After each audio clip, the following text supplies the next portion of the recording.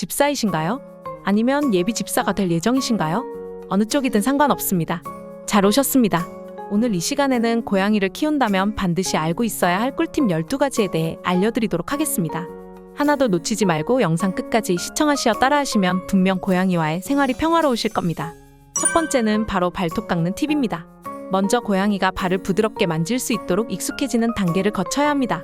고양이의 한쪽 발을 잡고 몇 초 동안 부드럽게 마사지해보세요. 만약 고양이가 성공적으로 발 만지는 것을 허용한다면 보상을 꼭 주세요. 이 과정을 몇 일 또는 몇 주 동안 반복하세요. 고양이의 내성에 따라 기간이 다를 것이니 욕심은 내려놓으시고 천천히 시도해보세요. 고양이가 발 마사지에 편안해진 것 같다면 마사지를 해주면서 발톱이 나오게 발을 눌러주세요. 발바닥을 부드럽게 눌러 발톱이 나오게 하는 과정을 반복합니다. 고양이가 이 과정에 완전히 적응하면 발톱 다듬기를 더 잘 견딜 가능성이 높아질 것입니다. 중요한 건 조급해 말고 천천히 고양이에게 습관을 들이는 것입니다. 두 번째는 밤 동안 편히 자는 방법입니다. 혹시 밤 동안 고양이 때문에 깬 적이 있으신가요? 저는 정말 많이 깼었습니다. 하지만 이 방법을 사용하고 밤중에 고양이로 인해 깬 적이 많이 적어졌습니다. 방법은 아주 간단합니다. 고양이를 자기 전에 피곤하게 만드는 것입니다. 대부분의 고양이는 하루에 최소 30분의 운동이 필요하지만 이것을 한 번에 다 할 필요는 없습니다. 운동을 나누어서 해도 되므로 잠자기 전에 적어도 15분에서 20분 동안 놀아주세요. 쥐돌이나 낚시대는 고양이를 활발하게 움직이게 하는 여러 훌륭한 옵션 중 몇 가지입니다. 그럼 둘 다 밤 동안 편안히 잘 수 있을 것입니다. 체력도 늘고 서로 윈윈이겠죠? 세 번째는 바로 털 관리 방법입니다. 외출하기 위해 옷을 꺼냈는데 고양이 털로 인해 고생하신 적 없나요? 그만큼 고양이를 키우면 털로 인해 옷 관리하기가 어려울 정도입니다. 특히 검은색 옷은 정말 관리하기 어려울 것입니다. 규칙적인 빗질은 고양이가 가지고 있는 과도한 털량을 줄이는 데 도움이 됩니다. 그만큼 주변에 털이 덜 떨어지겠죠? 털 빠짐을 실제로 줄이고 싶다면 고양이를 매일 빗어주세요. 적어도 한 주에 한 번은 빗어주어야 하는 짧은 털을 가진 고양이에게도 적용됩니다. 긴 털을 가진 고양이는 매일 빗어주는 것이 좋습니다.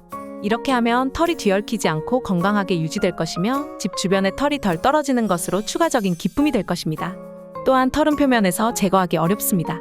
롤러나 테이프를 사용할 수 있지만 표면적으로 큰 면적의 경우 많은 시간이 걸릴 수 있습니다. 믿을 수 없을 만큼 간단한 해결책이 주방에 있을 것입니다. 바로 고무장갑입니다. 고무장갑으로 표면을 문지르면 털이 제거됩니다. 아주 간단하죠? 네 번째는 바로 헤어볼을 예방하는 방법입니다. 고양이는 털 빠짐이 많은 만큼 그루밍을 하면서 고양이는 털을 자연스레 먹게 되고 헤어볼을 만들게 됩니다. 헤어볼을 예방하는 방법은 아주 간단합니다. 고양이의 식사에 섬유를 추가하면 헤어볼을 예방할 수 있습니다. 호박은 오랜 시간 동안 수의사가 헤어볼과 변비를 예방하기 위해 사용하는 치료법 중 하나입니다. 이는 고양이의 장에서 물질을 움직이게 하는 높은 용해성 섬유 함량을 가지고 있기 때문입니다. 적당량의 경우 고양이에게 캔 호박을 1에서 4티스푼 정도 주고 하루에 최대 2번까지 고양이 음식에 섞어 먹일 수 있습니다. 다섯 번째는 가구를 보호하는 방법입니다. 고양이는 여러 이유들로 인해 스크래칭을 합니다. 특히 소파와 같은 가구에 스크래칭을 하여 가구가 손상되기도 합니다. 크게 상관 안 하시는 쿨한 분들도 계시겠지만 반대로 그렇지 않은 분들도 계시기에 준비해보았습니다. 가구를 보호하기 위한 가장 주목할 만한 방법 중 하나는 가구에 양면 테이프를 붙이는 것입니다. 또 다른 간단한 방법은 고양이가 귤 냄새를 싫어하기 때문에 귤 냄새 스프레이를 사용하는 것입니다. 보호하려는 부분에 스프레이를 뿌리고 필요할 때 다시 스프레이를 뿌리면 됩니다.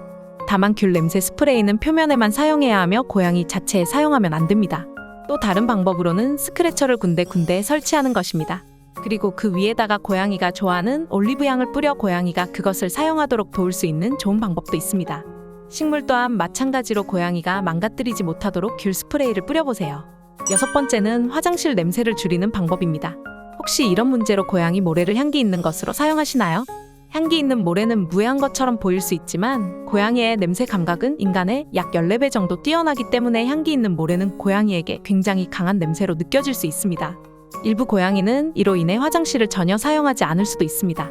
더 안전한 대안으로 화장실 뚜껑 아래에 얇은 베이킹소다 층을 펼쳐 넣는 것을 추천드립니다. 이렇게 하면 고양이에게 피해도 주지 않고 냄새를 흡수하는 데 도움이 될 것입니다.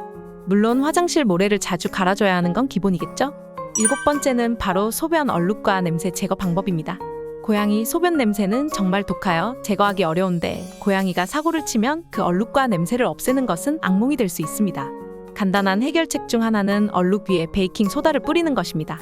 소변을 제대로 흡수하기 위해서는 베이킹 소다가 최소 30분 또는 더 오래 놓여 있는 것이 좋습니다. 그런 다음 베이킹 소다를 간단히 청소기로 흡입하면 됩니다. 필요한 경우 식초와 물을 1:1 비율로 섞고 청소를 할 지역에 스프레이로 뿌린 뒤 종이 타월로 말려주세요. 이것은 실제로 소변에서 냄새를 유발하는 세균을 죽이는 식초의 산성성을 이용하는 것입니다. 8번째는 바로 고양이가 안전하게 느끼도록 하는 방법입니다. 고양이가 안전하고 안정된 느낌을 가질 수 있도록 벽에 거는 선반과 캣타워를 설치하는 것이 한 가지 방법입니다. 캣타워는 고양이에게 안전한 숨을 곳을 제공하며 벽 선반은 고양이가 안전한 장소에서 집을 관찰하도록 하여 좋은 취미 생활을 제공해줍니다. 또한 고양이는 이러한 활동을 통해 정신적으로 힐링하고 즐길 것입니다. 9번째는 고양이의 스트레스를 줄이는 방법입니다. 이사와 같은 새로운 환경이나 새로운 반려동물과 같은 큰 변화는 고양이에게 매우 스트레스를 유발할 수 있습니다. 부득이하게 이런 상황을 겪을 수밖에 없을 수 있습니다. 그때는 고양이의 스트레스를 줄이기 위해 페로몬 디퓨저를 사용하는 것이 도움이 됩니다. 고양이는 어떤 것에 얼굴을 비빌 때 그 행동을 통해 자신의 영토를 주장하기 위해 페로몬을 놓습니다.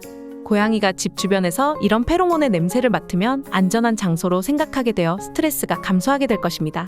10번째는 작업 공간을 보호하는 방법입니다. 집에서 일하거나 책상에 많은 시간을 보내는 경우 고양이가 키보드 위에 누워 있거나 모니터를 만지려고 할 수 있습니다.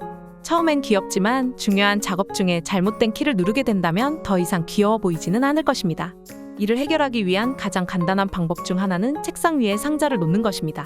고양이는 박스를 좋아하며 좁은 공간에서 안전하고 안정된 느낌을 받기 때문에 상자를 매우 좋아합니다. 그러니 상자를 설치하시고 고양이가 원하는 대상을 모니터나 키보드가 아닌 상자로 바꾸어 문제를 해결해보세요.